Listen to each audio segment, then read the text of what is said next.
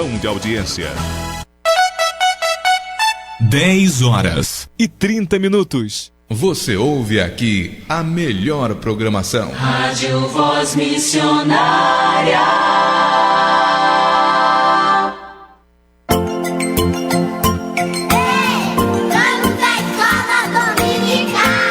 Escola Dominical. Escola Dominical.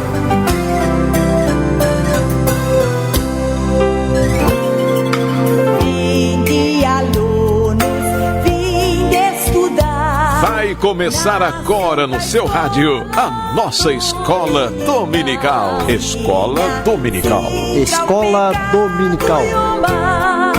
Pegue sua Bíblia, sua harpa e acompanhe conosco a Escola Bíblica no ar. Juntos, vamos aprender um pouco mais a Palavra de Deus. Trazendo a Bíblia, livro sem par, que fala de Jesus. Escola Dominical.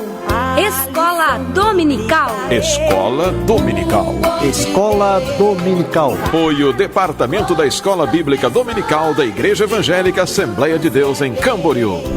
Trazendo a Bíblia, livro sem par, que fala de Jesus. Salve Escola Dominical, onde a graça e amor sem igual, para pequenos e grandes também, a todo o povo de Deus. Vinde estudar com os professores que muito nos quer bem, trazendo a Bíblia, livro sem par, que fala de Jesus.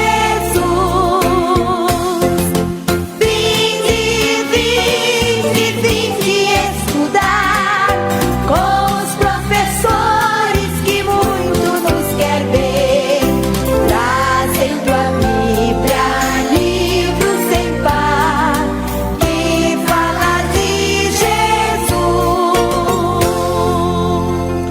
Dei-lhes a tua palavra e o mundo os odiou, porque não são do mundo, assim como eu não sou do mundo. Não peço que os tires do mundo, mas que os livres do mal. Não são do mundo, como eu do mundo não sou. Santifica-os na verdade, a tua palavra é verdade. Assim como tu me enviaste ao mundo, também eu os enviei ao mundo, e por eles me santifico a mim mesmo, para que também eles sejam santificados na verdade. Eu não rogo somente por estes, mas também por aqueles que, pela palavra, hão de crer em mim, para que em todos sejam um, como tu, ó Pai, és em mim, e eu em ti, que também eles sejam um em nós, para que o mundo creia que tu me enviaste. E dei-lhes a glória que em mim me destes, para que sejam um, como nós somos um. Eu neles e tu em mim, para que eles sejam perfeitos em unidade. E para que o mundo conheça que tu me enviaste a mim e que tens amado a eles como tens amado a mim. Pai, aqueles que me destes, quero que, onde eu estiver, também eles estejam comigo, para que vejam a minha glória que me destes, porque tu me has de amado antes da criação do mundo. Pai justo, o mundo não te conheceu, mas eu te conheci, e estes conheceram que tu me enviaste a mim. E eu lhe fiz conhecer o teu nome, e lhe farei conhecer mais, para que o amor com que me tens amado esteja neles, e eu neles esteja.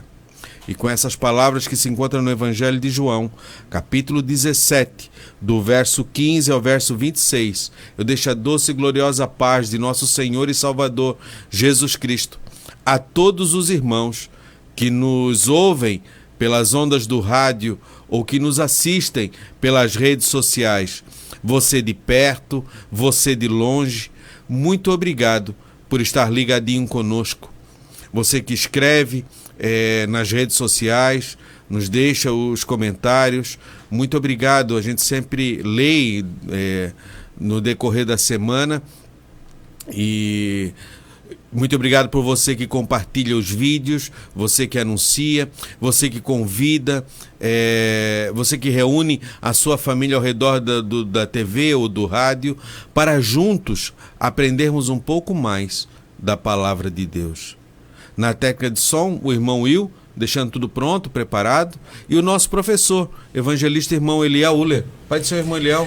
Paz do Senhor, presbítero Fabiano, Bernardino Soares e o jovem Will, que tem aquele sobrenome difícil que depois eu quero que ele anote pra gente começar a falar aqui, né? O Will e a sua família também, né, Will? Que estão sempre ligadinhos conosco. É o Demetrio, teu avô, né? E teu pai, o Alex. Família querida. E a todos os irmãos, a paz do Senhor. Obrigado por estar aí ligadinho conosco mais uma vez. E como o Fabiano estava agradecendo, agradecer também os que marcam os amigos, né? Principalmente no Face, que na hora de comentar escreve o nome de alguém para sinalizar que a aula começou. E isso nós deixamos aqui a nossa gratidão pela sua atitude. Isso é bom, né? Às vezes a pessoa tem vontade de assistir, mas esqueceu. E às vezes não pôde ouvir, como alguns irmãos me falaram que hoje não poderiam assistir ao vivo. Mas a gente deixa salvo a IBD no YouTube para os irmãos assistirem depois. Para não perder. Eu tenho parente. Não tem problema, dá atenção para os parentes aí. Não irrita eles com o rádio alto ligado. E depois a gente, né, deixa salva lá. Isso, no canal é Eliel Uller, né? Não é H nada, é o U-L-L-E-R, né? O pessoal às vezes tem costume de colocar H no Uller, né? E às vezes até para escrever H, o pessoal acha que tem H, né? Isso, é por causa da nossa língua, né? Mas H não tem H e Uller também não. Então pode escrever sem H com 2 L's. Hoje é a unidade da raça humana. Essa expressão raça, ela não é uma expressão típica para seres humanos, porque não se caracteriza humanos por raças, né? Mas mesmo assim o tema está aqui para que a gente entenda que há diversidade de pessoas em regiões diferentes, mas nós somos oriundos do mesmo casal e do mesmo Deus. Então essa palavra é só para ter uma conotação popular, para que haja uma clareza do conteúdo que vai ser falado, daquilo que se pensa ou que se crê que é a distinção de raças, ou que somos diferentes por causa da cor da pele, por causa da cor dos olhos, do cabelo, a altura e assim por diante. Mas hoje a gente vai aprender a respeito disso e vai ser muito interessante. Vamos orar então para dar início à nossa escola bíblica dominical? Pode ficar à vontade, mulher. Deus, obrigado, Pai, por mais essa manhã Jesus, que o Senhor nos presenteou, com saúde, com um dia ensolarado aqui em Camboriú. Pedimos a tua bênção a todos nós aqui da rádio, essa equipe maravilhosa que o Senhor tem colocado. Abençoa-nos todos, abençoa os irmãos que estão aí ligadinhos conosco, os irmãos que têm sofrido, principalmente nas regiões do Espírito Santo, em Minas Gerais. Senhor, possa confortar as famílias que perderam entes queridos por causa da chuva. Que o Senhor possa dar um recomeço àqueles que perderam os móveis, que perderam seus lares, sua casa, e agora precisam começar do zero. Deus, só o Senhor para ter misericórdia e piedade e ajudar cada um de nós. São nossos irmãos, são nossos alunos que sofreram um flagelo tão grande. Deus, abençoa todos os nossos amados irmãos que também estão hospitalizados, os que estão em presídios, que são nossos irmãos em Cristo, que ouvem a nossa escola. Que o Senhor possa alcançá-los com a bênção da paz, a orientação pelo Teu Espírito mediante Tua Palavra. Abençoa todos os irmãos daqui de pertinho, os irmãos de bem longe que estão do outro lado do mundo. Alcança-os com a Tua Palavra. Essa é a nossa oração em nome de Jesus. Amém. Amém e amém. A nossa lição de número 5, como o irmão Léo já falou, hoje é dia 2 de fevereiro de 2020, a unidade da raça humana. A unidade é a qualidade que é é a quantidade estabelecida por convenção, que serve para comparar as grandezas da mesma espécie. É uma combinação de esforços e vontades. É um elemento componente de um todo.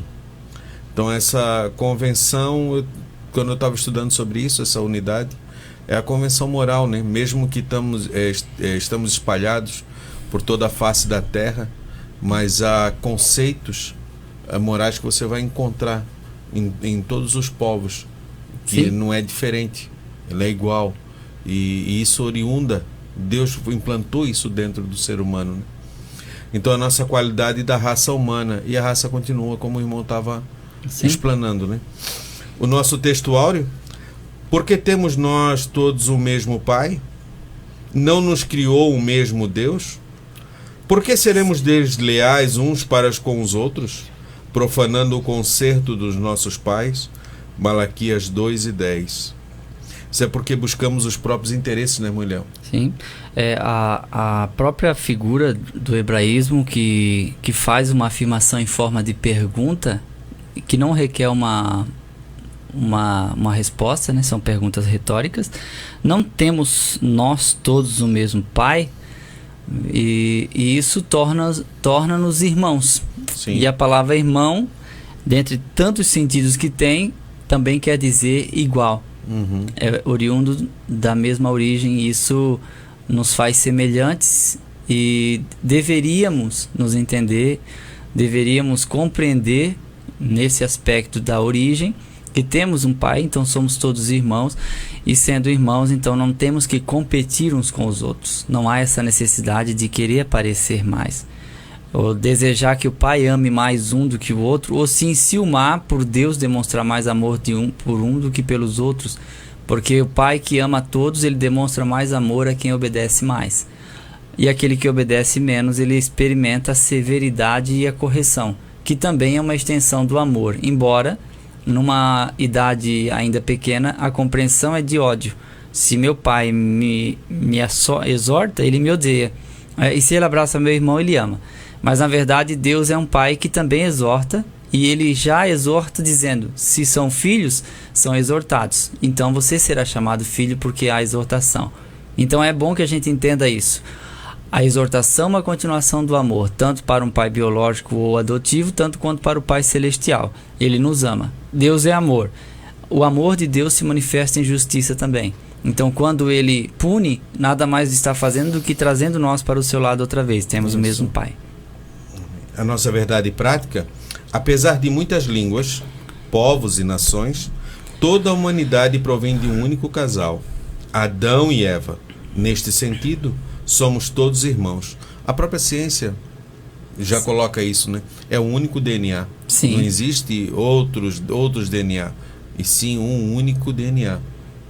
Embora diferentes no aspecto físico, mas a essência, que nesse caso a gente pode usar a palavra DNA, é a mesma.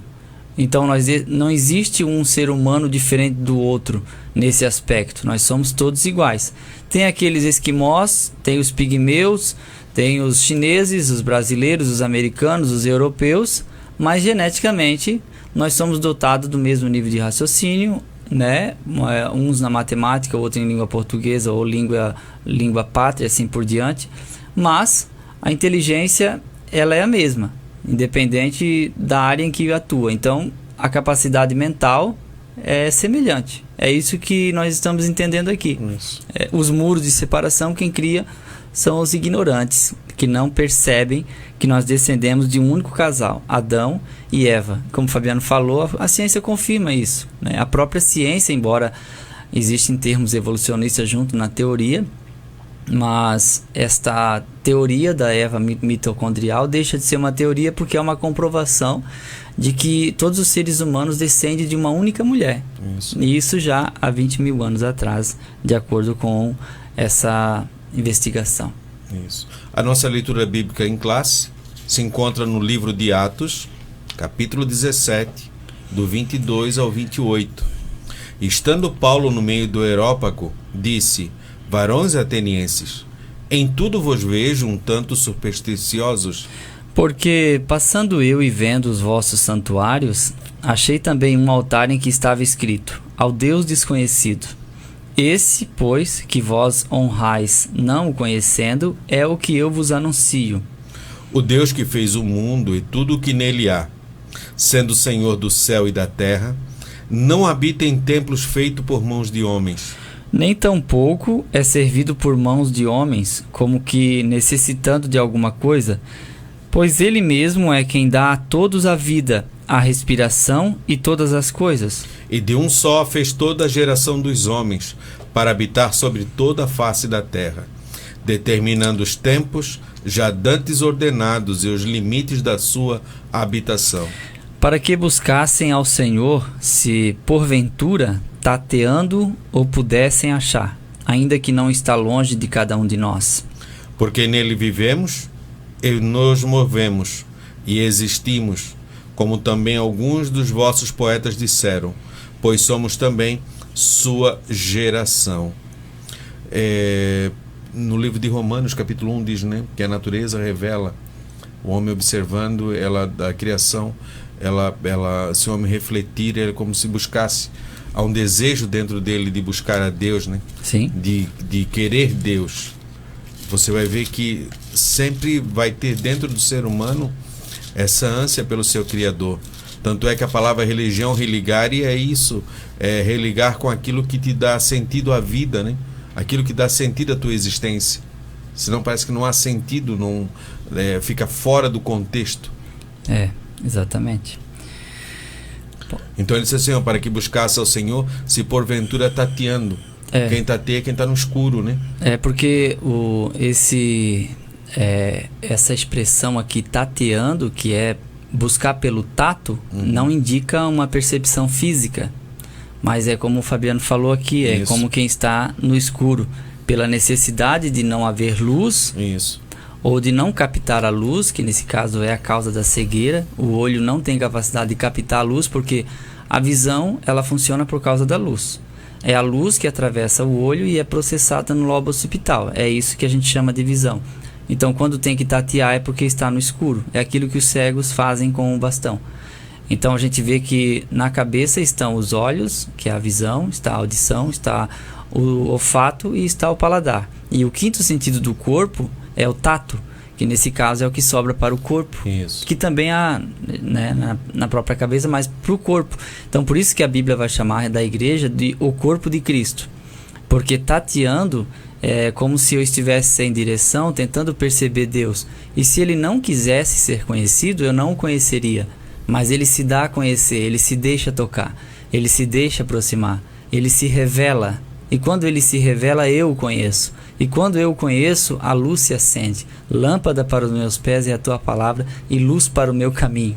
Então é extraordinário que nós começamos a enxergar aquele mundo que antes a gente não via, porque estávamos no escuro. E agora nós podemos ver aquilo que Jesus disse: vós sois a luz. Ele fala muito a respeito da luz, justamente nesse sentido.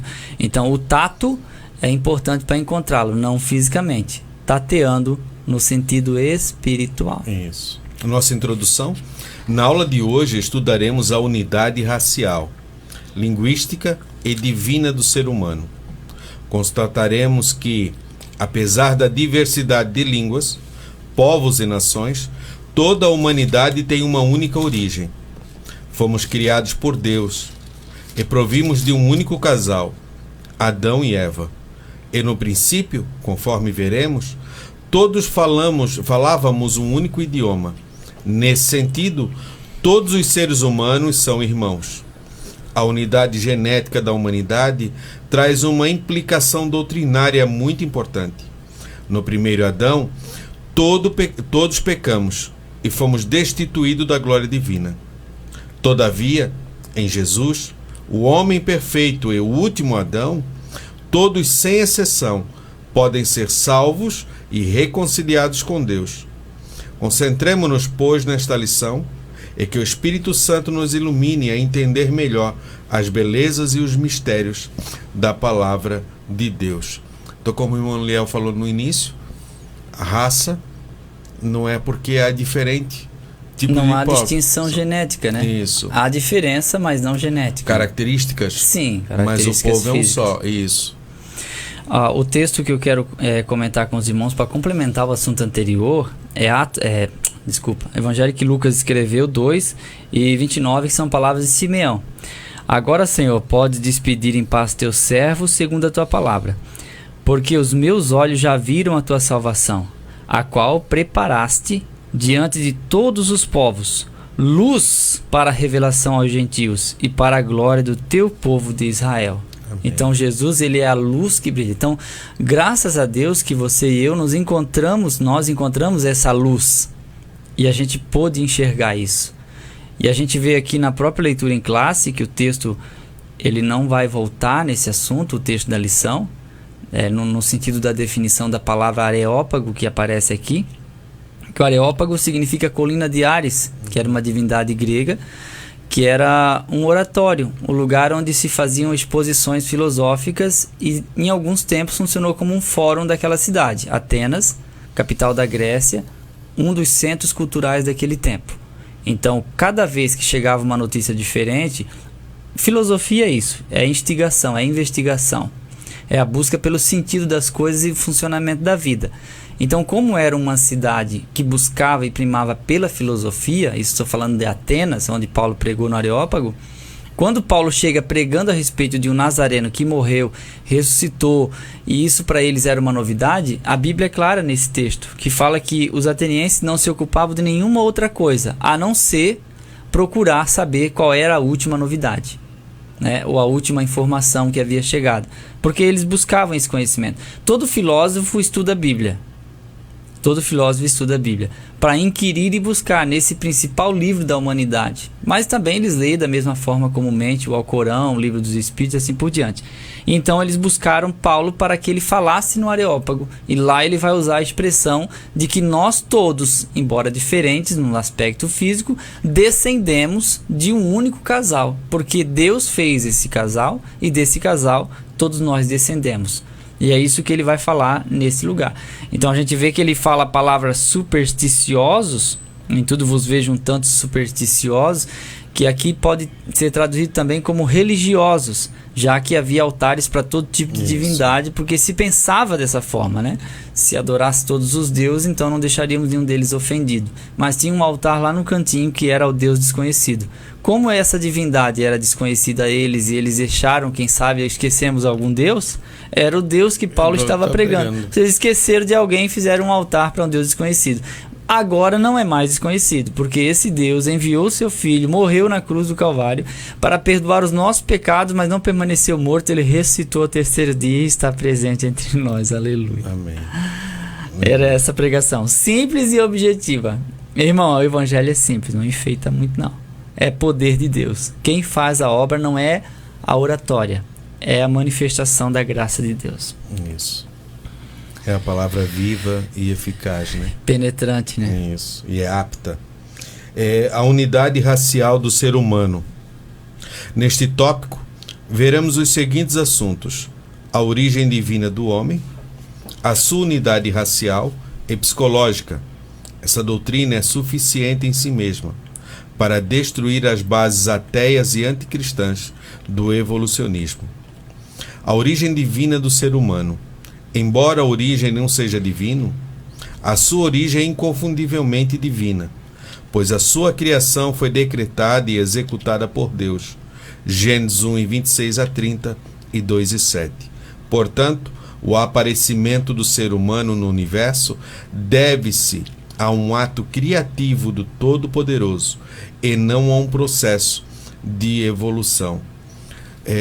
Quando ele fala aqui de anticristão, porque muitas pessoas que se dizem ateus e que lutam, eles não são, eles creem em outros deuses. Pode ver que ele vai falar bem de outros tipos de religiões. Sim. O que ele porque Deus é um título que você atribui a um ser superior a você. Não é porque uma pessoa está falando em Deus que ele está falando do Deus de Abraão, de Isaac e de Jacó. E nem por isso ele acredita, né? E nem por isso ele acredita naquilo. Então, muitas das vezes, essas pessoas são anticristãs. Eles são anticristo. São contrárias ao cristianismo, ao que pregam, porque querem viver conforme as suas regras. Uma palavra muito moderna hoje, que tem sido comumente usada para substituir o ateísmo, é o agnóstico. Então, muitos filósofos, eles não se dizem ateus, eles se dizem agnósticos. Porque o ateu, que a palavra indica não Deus, já que A é um artigo de negação, dá a impressão de que não existe a Deus no conceito deles. Só que eles não podem provar isso. Então, o agnosticismo já é uma palavra que ela é mais abrangente nesse aspecto. pode ser que tenha Deus, mas eu não o conheço. Mais ou menos isso, para o agnóstico. Então, é importante lembrar também que nós não somos deuses. Embora nós somos oriundos de Deus, mas nós não somos Deus. O texto, que se eu não estou equivocado, é Salmos de número 82, que muita gente usa. Acho que é Salmo 82, versículo 6. Eu disse, vocês são deuses, todos vocês são filhos do Altíssimo. Muita gente pegou esse texto, Salmos 82 e 6. Eu disse, vocês são deuses, todos vocês são filhos do Altíssimo. É claro que está falando a uma classe humana. Isso. Mas como que a Bíblia aqui no Salmos está dizendo, vocês são deuses? E tem uma filosofia e uma teoria cristã, entre aspas, que vai dizendo que o nosso aperfeiçoamento vai nos tornar semelhante à divindade.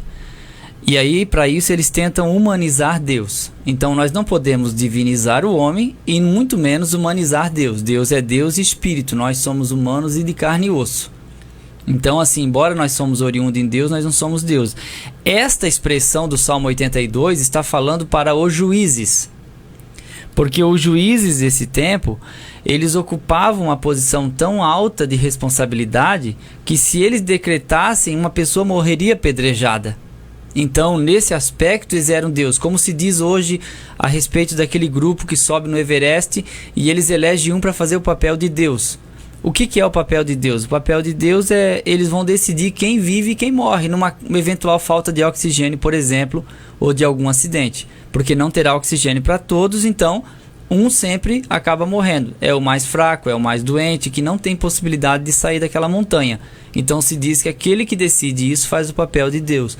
E aqui, mais ou menos nesse aspecto, não está dizendo que essencialmente eles vão ser deuses, mas que como eles julgam e decidem a vida de alguém, eles ocupam uma posição semelhante à de Deus. Porque o juiz decide, tem duas testemunhas, sim, blasfemou, então deve ser apedrejado. Foi assim com Nabote, duas testemunhas foi suficiente para ele morrer apedrejado. Então, longe disso, a origem divina no ser humano não nos torna divinos, mas humanamente oriundos da divindade e Yahvé, que é Deus da Bíblia, o Deus Todo-Poderoso. Foi ele que nos criou, simples e prático e objetivo.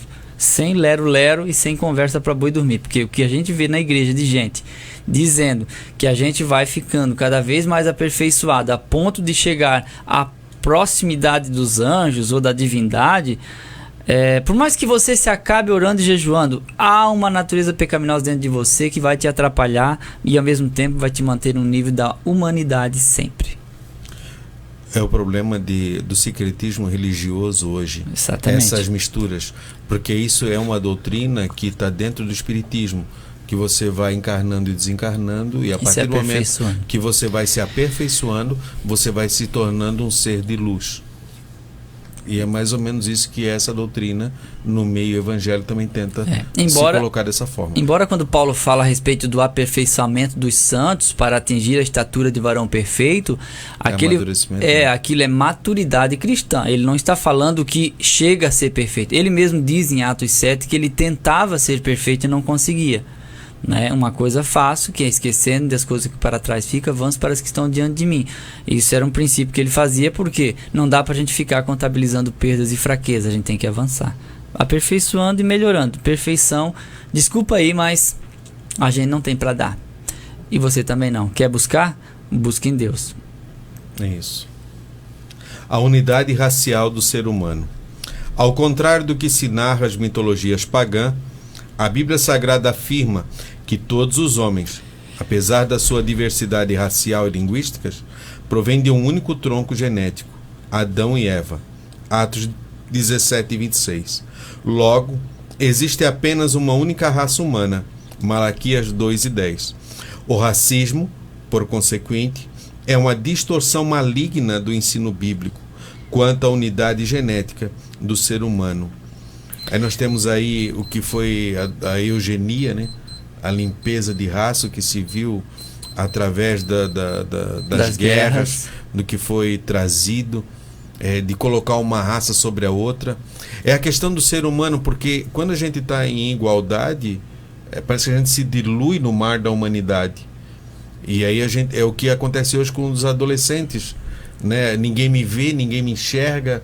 Ó vida, ó céu, eu preciso fazer algo para que eu seja percebido, para que eu seja visto. Aí eu pinto meu cabelo colorido, eu coloco vários piercings, eu faço isso, faço aquilo, mas é gritando, dizendo, olha, eu existo, eu estou aqui, eu preciso sentir que eu existo no meio dessa sociedade, no meio do povo. E é um alerta para os pais, né? Isso. Às vezes é a falta da atenção, ou pelo menos a maneira de receber atenção. Principalmente famílias que têm um filho deficiente, e esse filho recebe mais atenção que os outros. Isso. Aí aquele outro começa a se perder também no emaranhado de pensamentos e sentimentos. Porque aquilo se dilui naquilo ali. E esses seres humanos, eles pensavam assim, não, eu tenho que ser melhor, a nossa raça é melhor. E se existe melhor, existe um inferior. Eu posso escravizar a inferior. Então eu vou colocar a definição de racismo. É discriminação, ato de fazer distinção. O racismo traduz pela discriminação relacionada a características raciais que declaram preconceito, agressão, intimidação, difamação, exposição de pessoa ou grupo. Pode ocorrer das formas mais corriqueiras, como em comentários ou imagens estereotipadas e difamatórias, e você também pode ajudar na mudança desse cenário. A pergunta que eu faço aqui nessa manhã é: há racismo nas igrejas? Porque a gente está falando para pessoas que frequentam igrejas. 90% ou alguma coisa dos nossos ouvintes, eles frequentam alguma igreja. Aí fica a pergunta: na sua igreja há racismo? Né? Eu já ouvi falar muitas vezes disso. A pessoa que tem a cor negra ficar sentada em um banco que ninguém quis sentar do lado por achar que aquela pessoa é suja. Né? Ou como alguém amigo meu, pastor, que recebeu uma família de pessoa de cor negra que vieram hospedar na sua casa, porque eu era um pastor que pregava, e a vizinha disse assim: pois amanhã vocês vão ter que lavar todas as roupas de cama, né? Porque veio essa família negra para morar com vocês esse final de semana. Isso é racismo. Isso é racismo. Porque eu vou dizer mais uma coisa: nós somos semelhantes em tudo. A cor da pele não, porque há uma mudança genética devido à região e assim por diante, mas é Adão e Eva lá no começo. Eu não sei explicar a origem da cor. Aí você diz assim: mas às vezes não é só pelo negro, mas o alemão, por exemplo. Né? A gente ouve tanta piada e tanto menosprezo com a pessoa que é clara ou ruiva, que quando vai para uma região que as pessoas são de pele mais escura, e isso também afeta o emocional, tanto do casal, né, quanto dos filhos. Isso é complicado também. Então é importante que a gente pense a respeito disso. Irmão, racismo na igreja, eu estou fora. Estou fora. Porque a igreja é o lugar que Deus se manifesta. Como é que a gente vai fazer do culto um lugar feliz e abençoado? Onde há divisões, né? Se há uma divisão racial, né? Maligna. Não tem. Isso é maligno, né? Não tem nem como. Eu mesmo sou contra qualquer tipo de preconceito, né? Eu acho que assim, a igreja ela está com portas abertas e deve receber qualquer pessoa, independente da condição social em que ela se encontra. Ela precisa entrar, sentar-se em algum lugar e assistir um culto. Não tem, irmãos, não tem como, não há possibilidade da gente dizer que somos uma igreja representante de Deus na terra se a gente exclui o mendigo, se a gente deixa de fora o pobre, se a gente deixa de fora a viúva, se a gente deixa de fora o travesti que está ali na noite fazendo um ponto ali e de repente ele decidiu assentar-se em um lugarzinho. Você recebe essa pessoa, põe assentado num lugar ali para assistir o culto, sim. Essa pessoa tem esse direito. Você está entendendo? A gente não pode fazer uma coisa dessas. A gente tem que incluir essa pessoa junto e torná-la uma pessoa melhor. O mundo fica melhor quando a gente age melhor. E essas ações causaram tanta atrocidade na humanidade que foram terríveis, né? Quando a gente olha para trás, olha para a história e tudo o que aconteceu por causa dessas divisões e as pessoas se acharem melhor do que as outras, a escravidão, o racismo, a divisão, causou inúmeras sequelas na humanidade e até hoje a gente sofre isso. E é importante ensinar as crianças, porque eu já vi vídeos da menina de cor negra, ela chegar num parquinho e as crianças todas fugirem daquela criança e não deixar ela brincar no mesmo brinquedo, e se ela descer no escorregador as outras não descem mais. E eu pergunto, como é que uma criança é racista? Como é que uma criança... Como que uma criança é racista? Porque os pais são racistas. E só uma colocação, ver que é tão sério que a nossa Constituição coloca que ele é um crime imprescritível. Ele não prescreve. Era isso que eu queria que você Ela não prescreve. explicasse.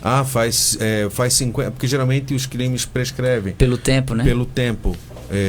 No homicídio são 20 anos. Se aquilo não for julgado dentro do prazo, se não houver as causas interruptivas, em 20 anos o Estado perde o poder de punir aquilo. Acho que o funcionamento público é 10, né? Se eu não estou enganado. Isso, conforme a pena, tem ali 4 anos, são 8 e tal, o limite é 20. O limite é 20.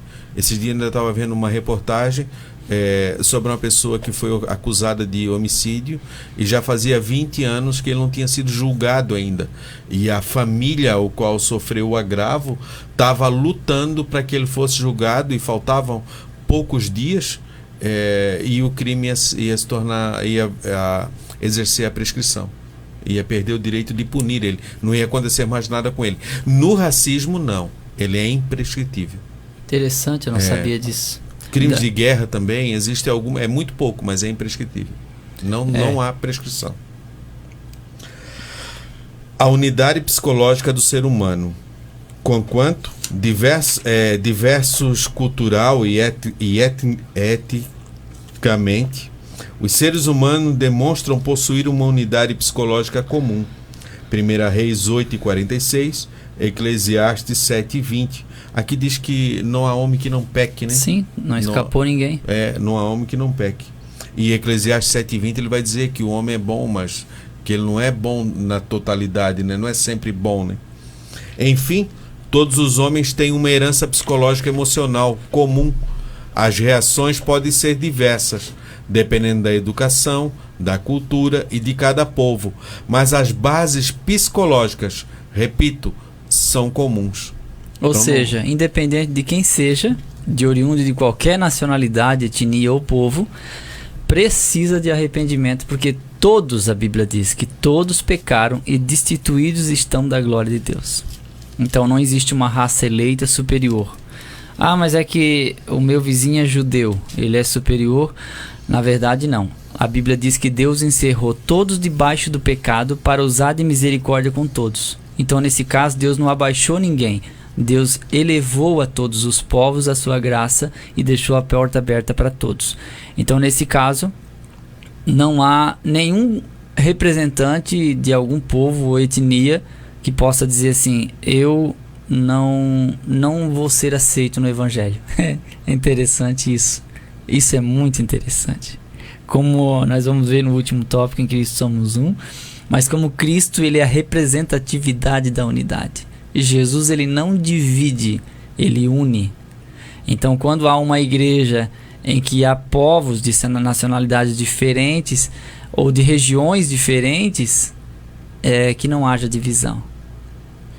Eu não acredito que em uma igreja alguém diga assim, eu não gosto de nordestino, ou eu não gosto de gaúcho, não gosto de catarinense, eu odeio os mato-grossenses, ou eu tenho raiva dos amazonenses.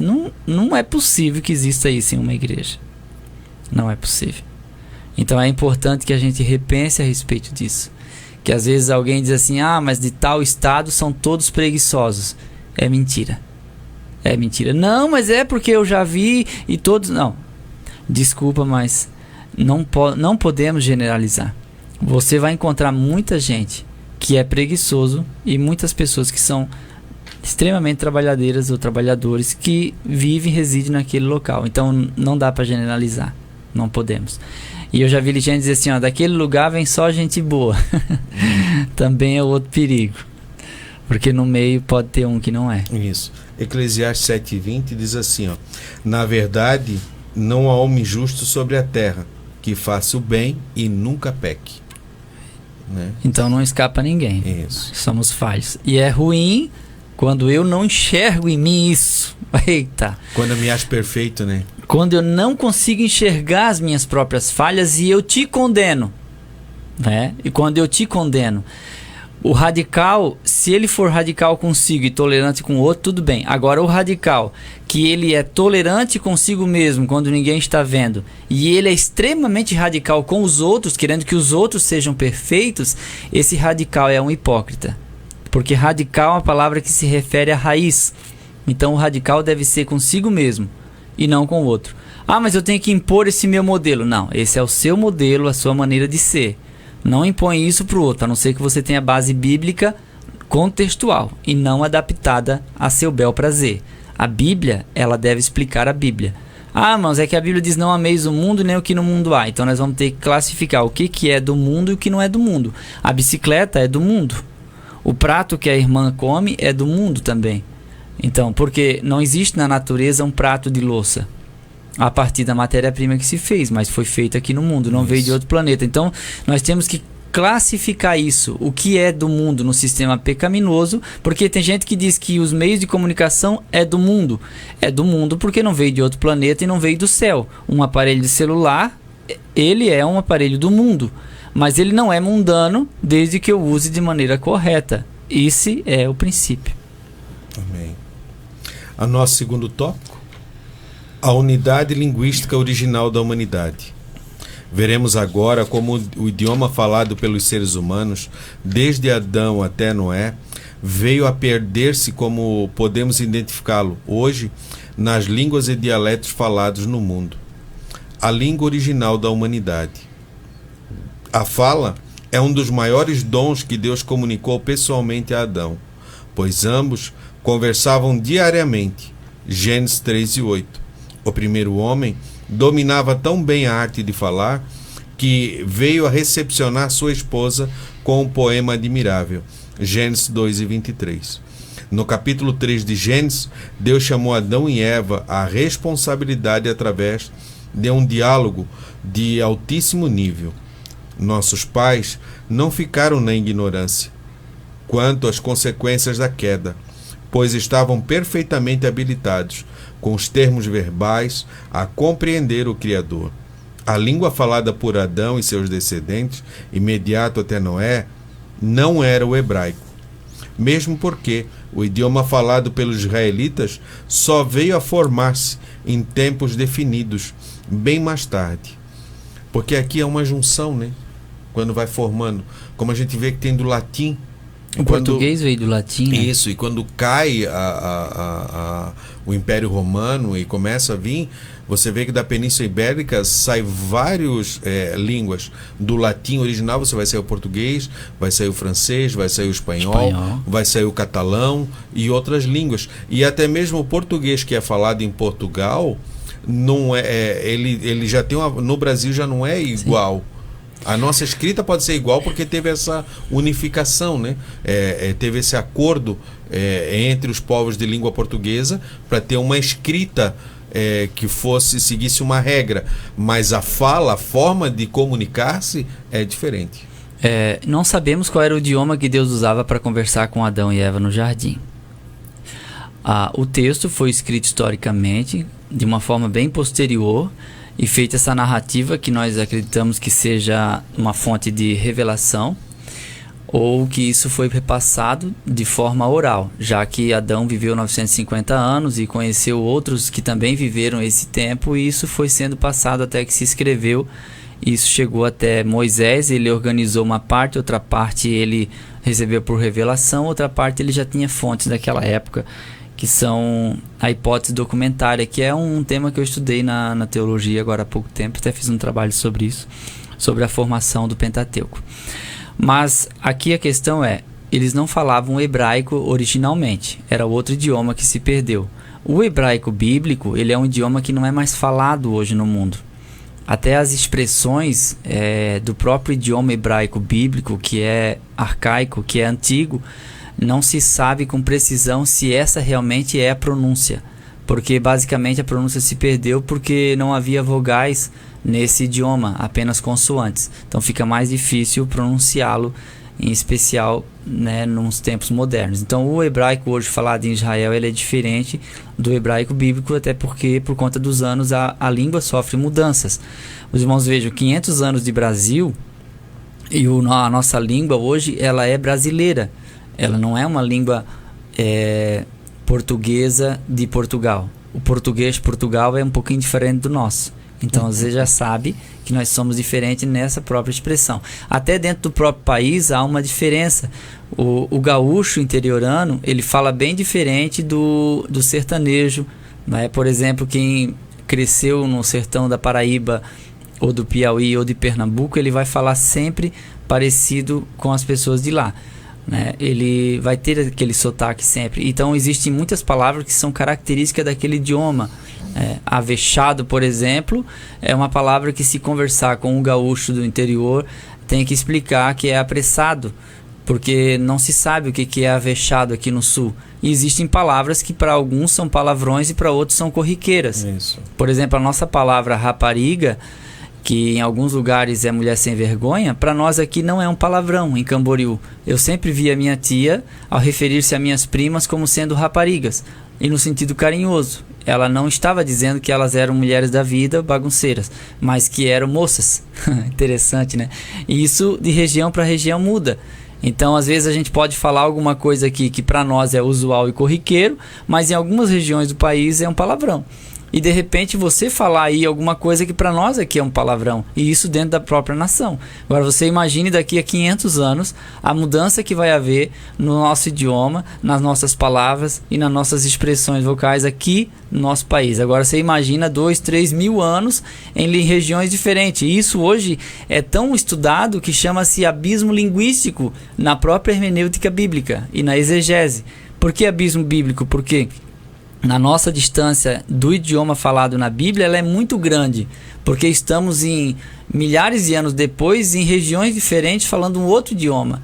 Então isso a gente tem que buscar com bastante cuidado para dar o sentido na qual o autor tensionava naquela época. Então a língua original, ela perdeu-se, e depois então nós vamos ver na continuação que houve ali a confusão das línguas e elas começaram a se dividir, e cada grupo étnico começou a falar um idioma diferente. Isso.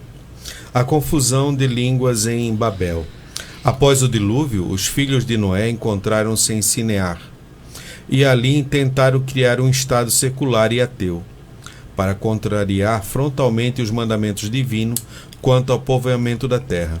Gênesis 11, 1 e 3. Como todos falavam uma única língua, lograram avançar os seus projetos, provocando uma energética intervenção divina. Gênesis 11, 7. A fim de que os homens não prosseguissem nesse intento maligno, o Senhor confundiu-lhes a língua e dispersou-os por toda a terra.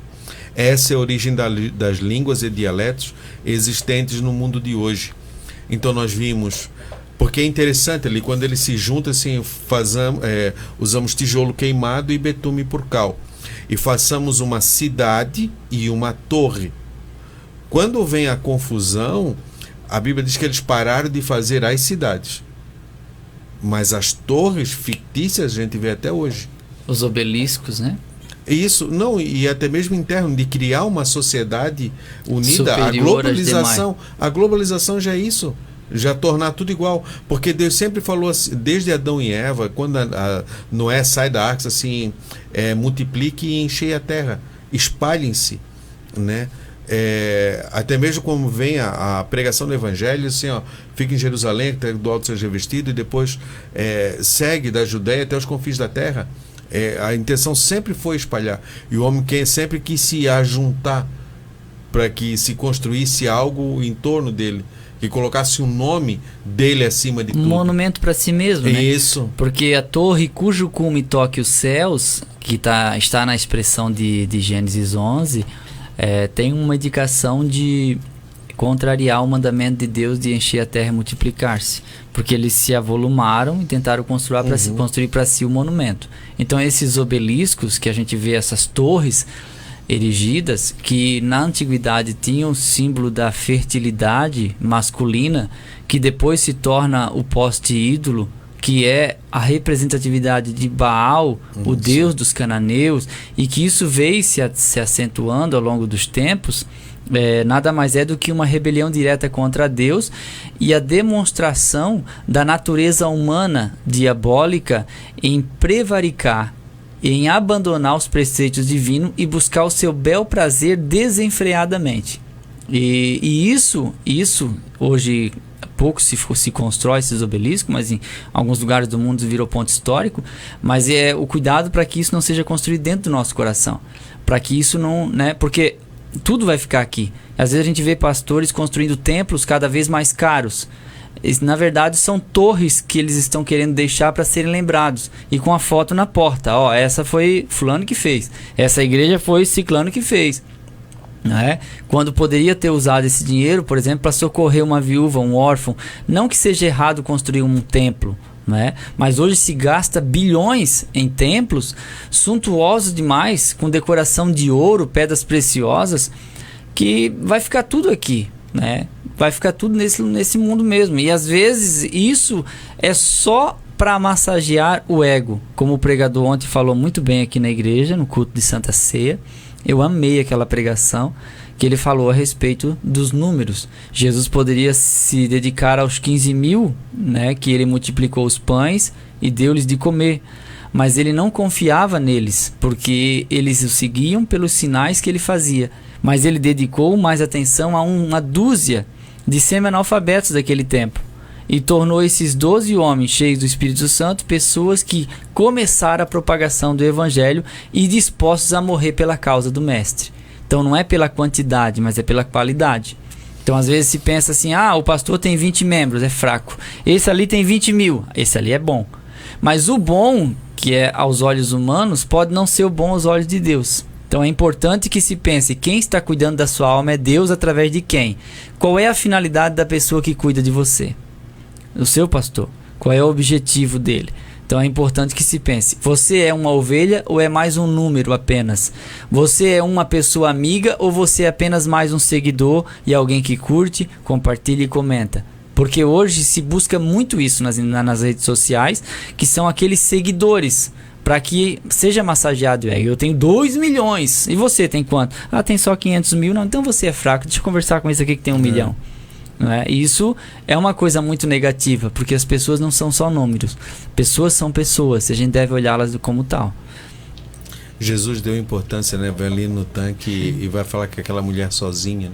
Né? Jesus vai dar importância às pessoas que muitas vezes o ser humano, o homem, ele não dá essa importância, porque ele quer ver, na nossa sociedade hoje vale o que tem, independente da forma como ele adquire aquilo. Verdade. Independente se aquilo ele veio de modo ilícito, se ele destruiu uma família, se ele destruiu uma empresa, não importa. Importa que ele tenha, que ele ostente aquilo. Então importa o que tem, mas para Deus importa o que você é na realidade. E a gente deveria valorizar o caráter antes das posses. Se todos fizessem assim, quem tinha apenas posses e ficasse tentando comprar os outros ficaria envergonhado. Isso. Então devemos cuidar disso. A confusão linguística, o 2, após Angeli, os indícios da linguagem primitiva. Apesar de muitos idiomas existentes atualmente no mundo, é possível contestar através de um estudo histórico e comparativo, que todos eles provieram de um mesmo tronco linguístico comum. Mesmo entre os idiomas mais afastados entre si, como o português e o chinês, é possível encontrar um elo, às vezes frágil, que liga a Torre de Babel.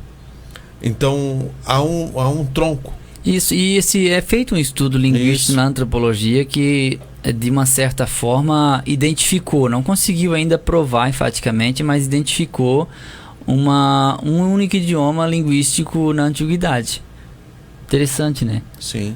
Porque, embora não há um registro objetivo, porque a escrita hoje tem 5.000 anos, e ela é oriunda dos sumérios. Uma das primeiras escritas foi em cunhas, que é chamada de cuneiformes, e depois vieram as pictografias, as formas de desenhos, para tentar torná-la a escrita mais avançada, e assim, até que chegasse ao que nós conhecemos hoje. Mas basicamente era um único idioma, que é o ponto 2 aqui, a confusão linguística em Babel. Nesse caso de Gênesis 1:1, que era um mesmo idioma. A Bíblia é clara, e havia um mesmo idioma. Isso. Né? Não existia outro. Não, somente um idioma só. E daí, como Deus quis bagunçar o plano deles construírem a torre e essas cidades a seu próprio nome, houve essa distinção. Então um pedia tijolos, o outro mandava palha. Isso. E o outro pedia palha, outro usava betume, e assim ficou uma confusão. Então a gente vê no próprio texto que vai dizer assim, ó, porque agora o homem pensa em unidade. Então agora não há limite para o que eles querem fazer. Tá vendo só? A própria Bíblia diz, então quando o ser humano ele consegue se unir, não há limite para o que ele quer fazer. Uma igreja unida, ela volta a ser o que era, mas unida. Tem pessoas que têm saudade da igrejinha de antigamente, mas era uma igreja unida. A igreja primitiva da Bíblia, a Bíblia diz que era uma só alma. Isso, unânimes. Eram unânimes. E a gente vê que semanalmente eles reuniam-se unanimemente e pensavam a mesma coisa. Então veja a difícil que é, pastor, você liderar uma igreja que cada crente pensa de uma maneira diferente. E se for fazer a vontade de todos, você fica doido. Porque a nossa pior dificuldade é querer agradar todo mundo. Porque aí você não agrada ninguém. Se autodestrói e destrói, e aquilo tudo é destruído, né? Que acaba em confusão. O interessante é que na Torre de Babel há confusão de língua e ninguém mais se entende. Na descida do Pentecostes há uma unidade e o povo começa a se entender. Assim, ó, não ouvimos nós falar na própria língua. Falar na própria língua das grandezas de Deus. Agora aquilo que comunica é entendido pelo outro, entre o emissor e o receptor, entre aquele que comunica e aquele que ouve. Muitas vezes a gente tem, hoje a gente tem esse problema.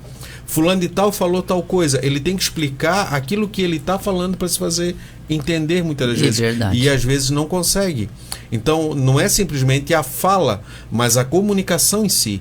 Isso foi destruído lá na Torre de Babel. Porque através da fala eles se comunicavam e eles se entendiam, se compreendiam que realmente estavam conseguindo se comunicar com aquilo.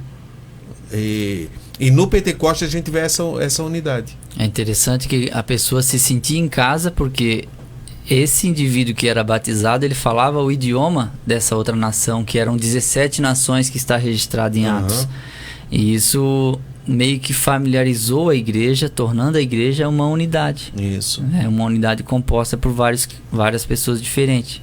E outra coisa interessante, na Torre de Babel diz que daí eles deixaram de construir as cidades e Jesus preparou uma cidade para nós morar. Ele não preparou torre. E a igreja, mas é a cidade santa. E é interessante, se o pensamento Fabiano, ele é muito interessante, que vai cair bem, porque no Pentecostes, ali por diante, houve um desmanchar de torres. A gente não vê ninguém construindo um monumento para o seu próprio nome. A gente não vê briga por poder dentro da igreja e por posição entre os discípulos ou os apóstolos que agora estavam liderando a igreja. Não é? Porque eles davam a destra. Quando Paulo se destaca pregando aos gentios, Pedro, Tiago e João, que eram considerados colunas, a Bíblia diz que eles deram a destra, ou seja, eles saíram para o lado e disseram: passa, meu filho, vai, faz o que Deus te chamou para fazer. Então isso é um sentimento que houve em Cristo Jesus e que deve haver em nós também. O outro ensinador não é um oponente, é alguém que complementa. Isso. Não é? Esse visitante que veio, que agora dá aula bem, ele não é alguém que vai tomar o lugar do outro, mas alguém que vai ajudar o outro. Então esse é um princípio. Esse obreiro que você tem na igreja, pastor, que ele canta bem ou ele prega bem, ele não deve ser visto como uma ameaça, porque o cajado está na sua mão, mas ele é alguém que vai complementar e vai ajudar a obra de Deus. Então quando a gente pensa desta forma, a gente não duela. Porque há dois sentimentos que não se estabelecem aí: inveja e ciúme. Isso ele é retirado. Essa coisa, e aí começa a formar unidade. Porque onde é que começa a separar a unidade?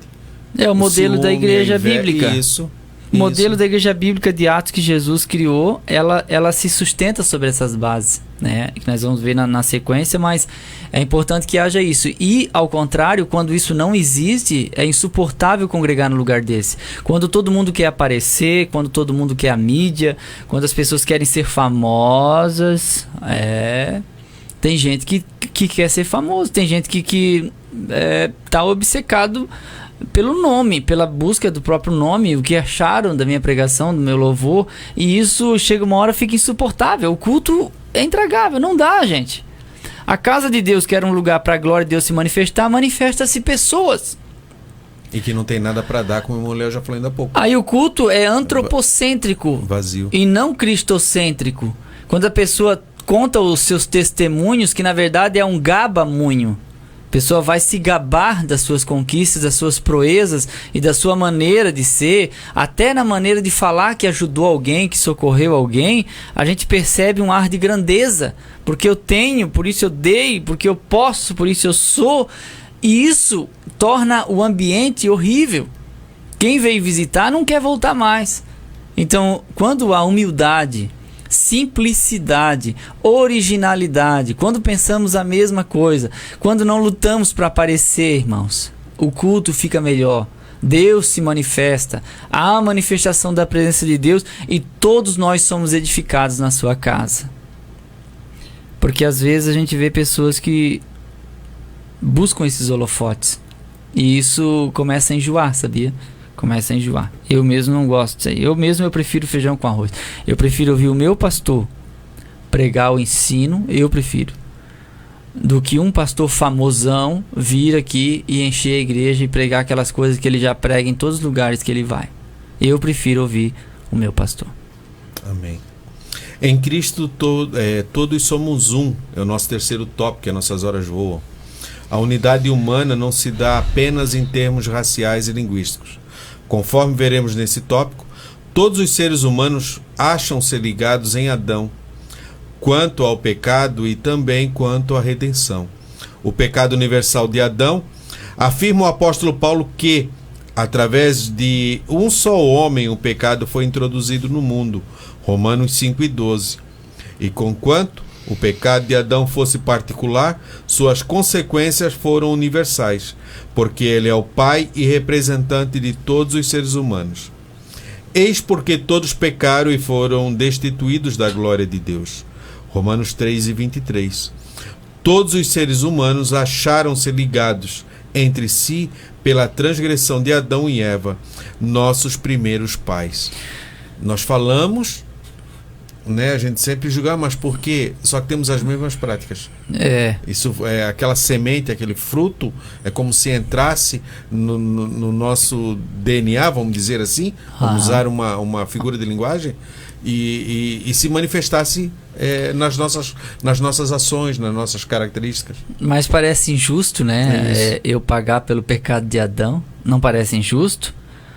Parece injusto, né? Adão e Eva pecaram, e todos os descendentes de Adão e Eva colhem o fruto daquela semente do pecado que eles plantaram. Parece injusto. Parece, não é? Mas aí fica a pergunta: será que se você e eu estivéssemos naquele jardim com a mesma ordem, comeríamos o fruto? Quantas vezes você poderia ter resistido, mas comeu do fruto? Ou seja, fez o que Deus diz que não pode. Aí, mas é porque é minha natureza. Mas você tem volição, tem vontade própria. Você pode resistir, ainda mais com a presença de Deus. Mas você resiste sempre. Então a gente pergunta: é injusto? Mas a natureza humana, ela está presente. Em Cristo somos restaurados. A árvore do conhecimento continua próximo de nós. E nós hoje temos uma consciência restaurada pela presença de Deus, como se nós estivéssemos no jardim de novo, e a árvore sempre diante de nós. E aí, gente, rejeita ou aceita? Então, a semente de Adão e Eva, ela contaminou toda a humanidade. Todos pecaram. E a nossa natureza, ela vive insistindo para a gente voltar para o pecado. Não sei se você percebeu, mas é uma luta fazer o bem, e para praticar o mal é bem fácil. Paulo diz isso, né? O bem que eu quero fazer eu não faço, mas o mal eu tô pronto, né? Aquilo parece que manifesta, eu vou correndo, né? Parece que aquilo faz um bem, né? Mas ele não demonstra... Sim. Ele não demonstra entrega. Isso. Você tá entendendo? Ele tipo luta assim, contra aquilo. Nós temos o desejo, mas a gente não se entrega a ele. Mas o desejo existe, né? Eu tenho medo daquelas pessoas que dizem assim, estou aqui vários anos, nunca pensei em desistir. Irmãos, tudo que a gente faz de uma forma repetitiva, temos vontade de desistir, sim. Temos. porque nós somos humanos. Então você resiste até um tempo. Chega um dia que você pensa, eu não vou resistir mais porque não vale a pena. Isso a gente pensa. Foi o que Asaf pensou. Que quando você vê uma pessoa que é um mau pagador, quando você vê uma pessoa que é imoral, que trai, que se prostitui, e você vê essa pessoa sendo honrada, você pensa assim, ó, inútil foi lavar minhas mãos? Olha só, fulano fez o que fez e tá aí, ainda é debaixo do lado por todos. Será que vai acarretar em algum problema para mim se eu cometer as mesmas coisas? Vão me aplaudir? Então eu sempre recomendo o seguinte: você ainda não viu o final da história. A história ainda não acabou. Porque a Bíblia diz que os que semeiam na carne colhem a corrupção. Então há pessoas que colhem nessa vida, algumas que colhem na eternidade. Mas há pessoas que estão vivas e ainda não colheram. Então não repita o erro enquanto você não vê a colheita total. O que eu percebo é que muita gente que se sentia na impunidade, que achavam que Deus não viu, como a Bíblia diz, ou que simplesmente entenderam na mente deles que não havia punição imediata para o pecado, que eles podiam fazer o que quiserem e continuar pregando, continuar fazendo, todos esses que eu conheço sofreram, com o passar dos tempos, a colheita daquilo que plantaram. Então eu devo temer. Eu penso o seguinte, que se eles colheram, eu vou colher também. Então eu tenho que analisar a semente que eu planto. Isso. Deus falando para Caim. E o Senhor disse a Caim: por que te irastes? E por que descaiu o teu semblante? Se bem fizeres, não haverá aceitação para ti. E se não fizeres bem, o pecado jaz à porta, e para ti será o seu desejo, e sobre ele dominarás. Né? Tu pode ter domínio sobre isso. Sim. Pode controlar isso. Só que desejo de endoidar todos nós temos. Toda mãe já deve ter vontade de ter pego os filhos e jogar pela janela. Isso aí deve ter acontecido com você também, irmã. Mas você não jogou. Teve aquele dia que você desejou pegar sua roupa e sumir, mas você não foi, porque era aquele momento de muito estresse. As coisas melhoraram, cada um se ajudou, fez a sua parte, normalizou. O dia de estresse no trabalho, o dia de estresse no trânsito, o dia de estresse na igreja, vem para todo mundo. Ninguém escapa. Mas o controle, por isso que a Bíblia diz que o homem que controla, ou que não controla seu espírito, é como uma cidade derrubada que não tem muros. Agora, quando você tem esse controle, que não é fácil, né? Respira fundo e conta até 10 antes de tomar uma decisão. Porque tem hora que a gente quer perder a paciência, mas a gente aguenta firme. Isso. As consequências universais do pecado de Adão. A consequência imediata do pecado de Adão foi a sua morte espiritual, a queda e sua perfeita comunhão com Deus. Gênesis 3, 23 e 24. Além da morte espiritual, o homem experimentaria também a morte física. Haja visto o caso do próprio Adão.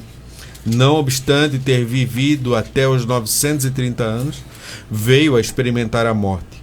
Gênesis 5 e 5. A morte, portanto, é uma experiência comum a todos os homens, porque todos os homens em Adão pecaram e foram expostos à fraqueza e à morte. Romanos 3 e 23. Antes do pecado, o homem tinha uma natureza diferenciada. Com o pecado, mudou tudo. Toda a estrutura física mudou. Então, eu havia dito anteriormente que Adão havia vivido 950 anos, mas quem viveu 950 foi Noé. O Adão é 930, então, só para corrigir. Pode completar. E o texto diz que 1000 anos para o Senhor é como um dia como 1000 anos, né? Então, no dia que comeres, morrereis. Como diz aquela historinha que eu ouvi de um pastor, que cidadão disse para Deus assim: Deus, um dia para o Senhor é como se fosse 1000 anos, e 1000 anos é como se fosse um dia. Sim.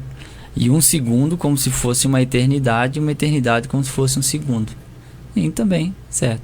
Então, 1 centavo é como se fosse $1 bilhão. E $1 bilhão é como se fosse 1 centavo.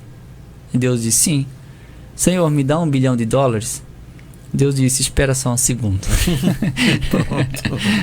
Acabou, né? Quiser passar, né? Então aqui as consequências universais do pecado. Algumas coisas aconteceram imediatamente. Sim. Outras coisas se arrastaram pela humanidade. E outras nós praticamos e colhemos por nossa livre e espontânea vontade. Aquilo que era para ter a família num lugar seguro já começa a ter o primeiro homicídio.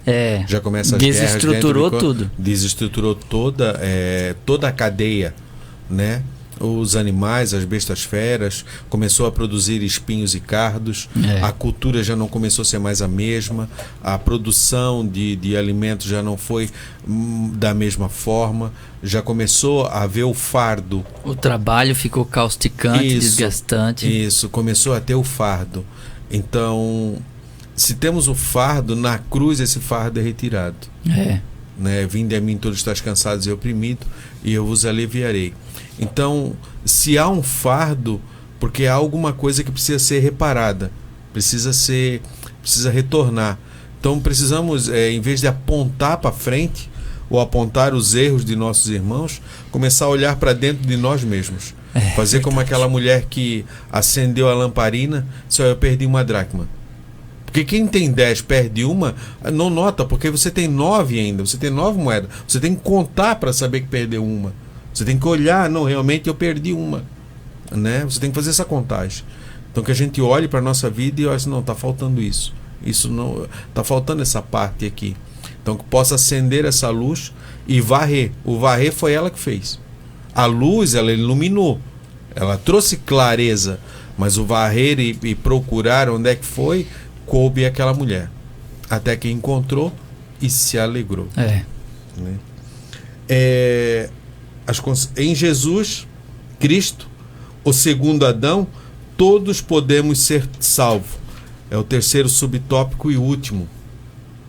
As consequências do pecado de Adão foram desfeitas por Jesus Cristo, que na Epístola de Paulo aos Romanos é identificado como o último Adão. 1 Coríntios 15 e 45, Romanos 5 e 15. Através da sua morte ele venceu a morte, resgatando-nos completamente do pecado. Efésios 2 e 15. Hoje, por consequente, o nosso elo com todas as famílias de Adão não se dá apenas em termos genéticos ou linguísticos, mas de igual modo pela morte e ressurreição de Jesus Cristo. Nele, os que recebem a fé constituem uma única família, a família dos santos. 1 Coríntios 12, 13. Agora em Cristo, isso é resgatado, isso é restaurado novamente. Aí não há distinção alguma na família de Deus, nenhuma, né? Independente de qualquer coisa, qualquer característica física, isso acaba na cruz. A gente está dentro da casa de Deus e ali nós somos um. Não importa se é pobre, se é rico, se é negro, se é loiro, se é sábio ou ignorante, se é douto ou indouto, se é gordo ou magro, se é baixo ou é alto. Não importa. Não importa. Em Cristo nós somos um. A alma não tem tamanho. Adolescente, pré-adolescente, criança. É tudo a mesma coisa para Deus. Então, esse princípio a gente deveria adotar para nós. Por que você trata muito bem seu chefe e não trata bem a empregada que limpa a sua casa? Nós deveríamos tratar bem. Por que a empregada tem que comer gelado depois que todo mundo já comeu? Então a gente deve perceber isso. Por que você está pagando e se acha no direito de humilhar o garçom? Quando deveria respeitar, porque é um pai de família que está ali para ganhar o pão para levar para casa, que em casa tem 2 crianças que dependem daquele salário. Isso. E que muitas vezes você não respeita, né? E não é só o funcionário da sua casa, mas dentro da empresa, né? O encarregado, ele vai tratar melosamente o seu superior, e aquele que está abaixo dele, ele o espanca ou trata de maneira errônea, né? Então devemos cuidar com isso. O Paulo faz isso em Gálatas, né? Quando ele repreende Pedro, né? Naquele episódio com os gregos ali. Quando tu estava com os gentios aqui, com os gregos não, com os gentios, quando estava com os gentios e os judeus ainda não haviam chegado, você sentava, você comia, você era uma pessoa. Conforme chegou os judeus lá de Jerusalém, você mudou, Pedro. E eles, eu resisti ele na cara. Diante das injustiças, a gente deve ter atitudes e demonstrar isso está errado, mesmo que você sofra o agravo. A gente tem que ir pelo certo, né? A gente não deve ter vergonha de agir certo. Deve ter vergonha de panos quentes, como a gente costuma dizer aqui. vista grossa, fazer de conta que não viu, que não sabe, aceitar tudo como se fosse natural e normal, quando na verdade é imoral e sem cabimento. Então tem coisas que não tem cabimento, não tem lógica, não dá para tolerar, não dá para aceitar. Então nesse caso a gente faz o que é certo. Se cada um de nós fizer o que é certo, tá bom. Eu não estou dizendo que eu sou perfeito, nada disso, mas eu gosto das coisas corretas, né? Certas, mas sem menosprezar ninguém e assim por diante. Cada um deve ter a honra que merece. Isso. A nossa conclusão: nesta lição aprendemos que todos os povos da Terra, apesar da sua diversidade étnica, cultural, linguística, formam uma única família, porquanto todos vivemos de Adão e Eva. Por esse motivo, o verdadeiro cristão não aceita ideologias racistas. Afinal, como vimos, existe apenas uma raça. Nesse sentido, repito, todos os homens são irmãos. Em Jesus Cristo, nossa comunhão uns com os outros torna-se ainda mais forte. Na igreja, todos somos um, formando um só corpo. Aleluia. Respeite, olhe como se fosse igual a você. Sua condição pode estar melhor que a do teu irmão. Tua condição nesse momento pode estar melhor, mas essa condição ela pode mudar. E se você plantou coisas boas, Espere coisas boas. espere coisas boas. Mas se você plantou rejeição, a gente sente isso é difícil, né? E você poderá colher essa rejeição. Então, o que fizemos hoje, que cortamos esses laços que trazem separações e divisões dentro da igreja, e que temos a palavra em Coríntios capítulo 5, ele diz assim: eu estava contigo, Jesus estava com Deus reconciliando o mundo, e nós estamos com ele. Ele nos deu a palavra da reconciliação e o ministério da reconciliação. Então, que reconciliamos as pessoas com Cristo, principalmente aqueles que estão à nossa volta, dentro da igreja. Independente de qualquer coisa, todos podemos ser salvos. Isso. Todos, independente de qualquer coisa. É o que o título aqui diz, ó, em Jesus Cristo, segundo Adão, todos podemos ser salvos. Isso. Que é o último que você leu aqui. Isso. Todos podemos, então não há distinção alguma. E se há em algum lugar alguém que rejeita uma pessoa por causa da sua forma de falar, ou por causa da sua cor da pele, ou por causa de sua altura e assim por diante, se alguém menospreza isso, é possível que essa pessoa não esteja no corpo, porque a Bíblia diz que quando um padece, um membro padece, todos os outros membros padecem com aquele. E quando um membro é honrado, ou seja, você sente junto. Então ninguém vai odiar o próprio corpo. Você não vai amassar seu dedo, porque ele está no corpo e vai doer o corpo inteiro. Então quando eu te ofendo e te magoo e não sinto nada por isso, há uma probabilidade. Eu não estou no corpo. Você pode estar. Você está sendo ofendido por mim. Mas eu não estou. Porque eu, ao te magoar, eu não sinto isso. Então, quando não há mais remorso, aí é um perigo muito grave. Isso. Nossas horas se passam, já são 11h48. Acho que o irmão Eliel tem alguns avisos. Eu tenho um abraço só para mandar, mas você pode fazer os seus aí também. Isso, semana que vem quero deixar que tem o nosso congresso da Escola Bíblica Dominical, né? Sim. 7 e 8. O pastor é o pastor Vacilos, né? Que vai dar, eu estou sem o texto aqui agora. É o pastor Vacilos, que vai ser o preletor. Você que é de perto, você que pode vir, você é convidado, a entrada é franca. 20º Congresso. É o 20º Congresso, 8 e 9 de fevereiro de 2020. O tema principal é para que ouçam e aprendam e temam ao Senhor. Isso está em Deuteronômio 31 e 12. E o preletor é o pastor Vacilos Constantides, de São Paulo. Vai ser uma bênção, ore, divulgue. E você que pode participar, participe conosco. E você que é de longe, não pode estar aqui no templo para participar, vai estar sendo transmitido ao vivo também. Eu quero deixar um abraço a todos os irmãos que até agora estiveram conosco, aprendermos um pouco mais da palavra de Deus. Esse assunto ele não se esgota, esse assunto ele é amplo, é reflexível, mas que possamos refletir as nossas ações, as nossas atitudes, para que possamos ser pessoas melhores, cidadãos melhores, filhos de Deus melhores, né? Que o nosso Pai possa olhar por nós e dizer: me agradei dessa atitude dele. Amém? Amém. Domingo que vem é um tema muito importante, a sexualidade humana.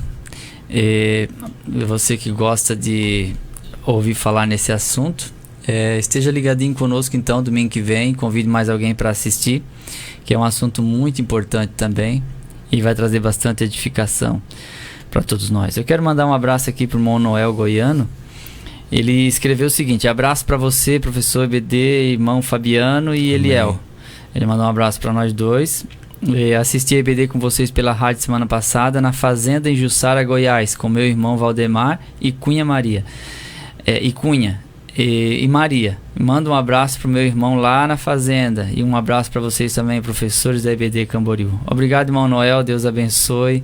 Obrigado mesmo. Nós sabemos que nas fazendas há muitos que ouvem e assistem a nossa escola. E nós queremos agradecer pela vida dos irmãos. Eu quero deixar um abraço que provavelmente ele deve estar nos ouvindo. O pastor Donizete de Moraes, que está enfrentando uma doença degenerativa. Algumas vezes esteve conosco dando aula, escola bíblica dominical. E muito aprendemos. Uma vez ele deu aula junto comigo aqui na Paz no Vale. Isso. E ele viajou o Brasil inteiro também, junto com o pessoal da equipe de missão de evangelismo, das extensões dos Gideões, e que está em sua casa. Eu quero deixar um abraço ao pastor Donizete e toda a sua família, que neste momento é um momento difícil, né, que envolve.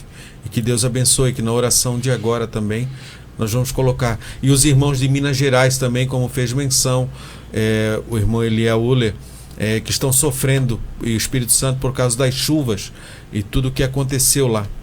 Que Deus possa confortar e que possa usar pessoas também para auxiliá-los e ajudá-los. Vamos orar então para encerrar, irmão Eliel? Vamos. Deus, obrigado por mais essa manhã de estudo bíblico da Tua palavra. Senhor. Deus, nós apresentamos a Ti cada um de nossos amados irmãos, pastor Donizete, a irmã Ivanice e sua família, que estão passando por um momento tão difícil e delicado. Que o Senhor possa restaurar a saúde do Teu filho, que o Senhor possa trazer um conforto para essa família que tem lutado tanto com essa enfermidade. Sim, Deus, coloca a Tua mão poderosa. Nós sabemos que Tu podes tudo e qualquer hora, em qualquer lugar. Então estende a Tua mão de amor e de misericórdia. Também a todos os nossos queridos irmãos que estão sofrendo por conta de enchentes, que o Senhor possa ajudar e abençoar. Como nós oramos no início, oramos novamente, Pai. Tem misericórdia, Pai. Organiza esse clima para que a chuva seja na medida. Nós Te pedimos, Senhor, por cada um. Nós apresentamos a Ti cada amado irmão que ficou conosco até esse momento. Que o Senhor continue abençoando, continue dando graça na continuação desse dia. Uma semana que apenas se inicia, que o Senhor possa dar uma semana de paz e de bênção a todos os nossos irmãos. Em nome de Jesus. Amém. Amém e amém. A paz do Senhor, meus irmãos. Deus abençoe. Vinde estudar com os professores que muito nos quer ver. Acabamos de apresentar Escola Dominical. Escola Dominical. Orientação Didática, Departamento de Ensino da Escola Bíblica Dominical de Camboriú, Santa Catarina. Até a nossa próxima escola, se Deus assim nos permitir. Escola Dominical.